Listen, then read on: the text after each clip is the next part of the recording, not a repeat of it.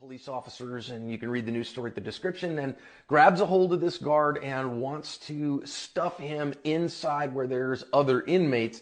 And now the fight is really on as they are trying to get a hold of this guard, and they do get him actually inside there with these other inmates. Obviously can't see behind the door, and he is still fighting like the third monkey trying to get on the ark, and it's starting to rain. And he does get away from him here, but now our inmate really rocks him with that big right hand and now gets on him and is actually going to choke him unconscious in this particular case.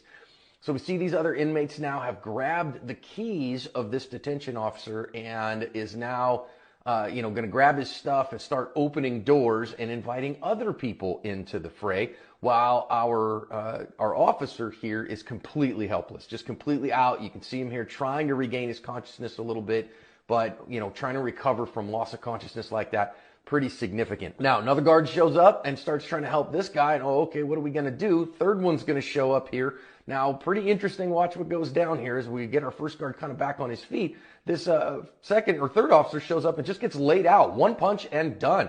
Another guy comes, gets laid out as well. So, I mean, this guy's just handing out naps right now.